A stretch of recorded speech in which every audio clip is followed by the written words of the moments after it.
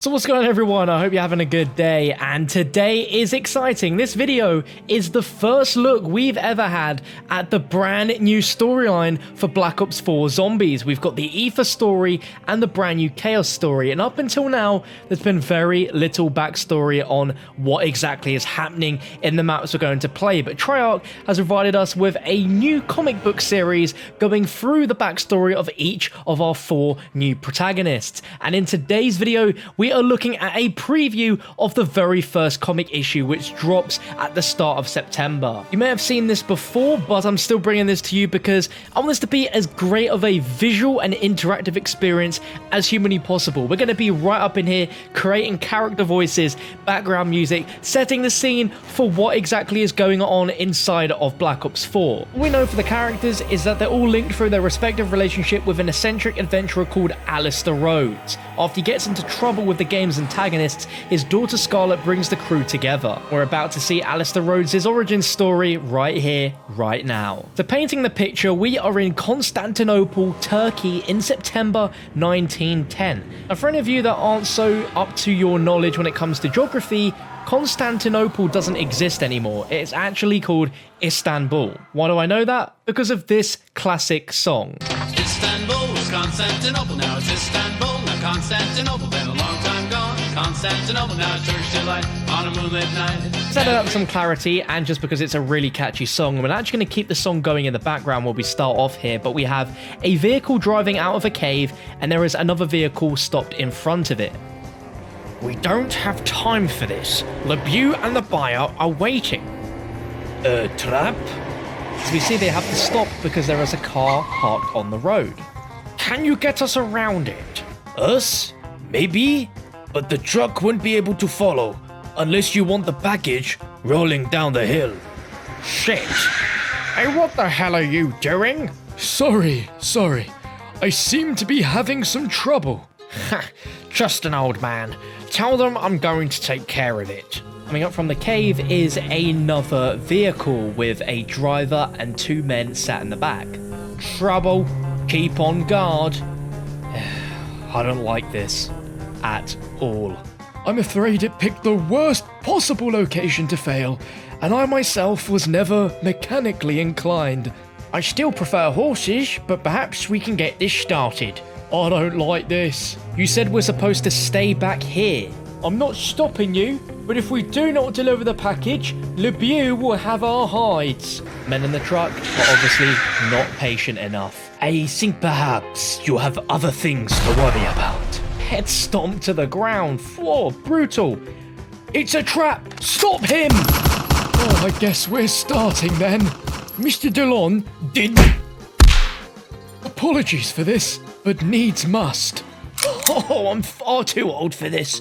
Although perhaps there is no right age for this. You're not taking the package, all you're getting is bullets. Enough of that. And Jesus Christ, Bruno flips the entire vehicle over a cliff, crunching to the ground, but the package is still recovered.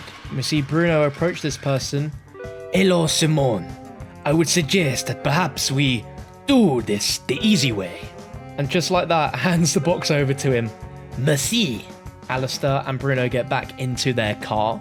I certainly hope that whatever it is we stole from them is worth this effort, Alistair. Because I believe my former associates are coming. How many would you say? At a guess, I would say... all of them. He is smart, this one. He is shooting to disable the car, not to kill us. Yes, well, it's working. I don't suppose you can do anything about him, could you? Bam! Drop kicks the guy to the face, and he falls straight to the ground. So as we can tell from that comic issue and the amazing voice acting, may I add, there is an artifact which Alistair Rhodes obviously knew was coming and set up the entire situation so they could retrieve this artifact. We don't know why Bruno is with him, but obviously Bruno is a big sign of strength. We see this throughout the Voyage of Despair trailer, where he just has an incredible amount of strength to be able to basically take over any situation by the use of incredible force. But associates that work with Bruno know that what they're doing is wrong and is now chasing after them to probably go ahead and collect that artifact as well. So Bruno is working against the people that he is supposedly working with. Why? We don't really know at the moment. But Bruno grabs a guy, smashes his head across the ground. He then goes ahead and flips a car off a mountainside and then kicks a man off his motorcycle. Goodness me, I do not want to get on the wrong side of Bruno when it comes to these sort of situations. The whole description of this issue is that the year is 1910, the place is Morocco, and there is a job that needs doing. The man to do it, a commanding officer in the Foreign French Legion. The prize, an artifact of unspeakable power. The price, more than he bargained for. And this is the comic issue for it. And as you can see, Alistair Rhodes is stood in the back with the staff, which we now know is called the Scepter of Ra. And we'll probably learn soon why it fell into her possession as well, as her father originally owned it. The other thing we know about Alistair Rhodes is that Scarlet resents him for his tireless pursuit of myth and legend. So we're going to see a lot more crazy adventures like we're seeing at the start of this comic book issue to explain what his background is. We don't have long to wait till this comic issue releases, as the first issue is released September 5th, which is about 3 weeks away, and we don't know yet if we're going to have any of the loading screens that we had in the first series of comics, but if we do, that would be unbelievable. And this is the issue cover for number 2, which releases in October, so only about a month apart. It's a very sort of quick brief by the seams of it. This is the cover of the second issue, which has the main focus on another of our playable main characters, which is Shaw. And you can see a creepy image of Alistair Rhodes in the back, almost like one of the zombies just grabbing his shoulder there, and it looks really creepy what's going on there.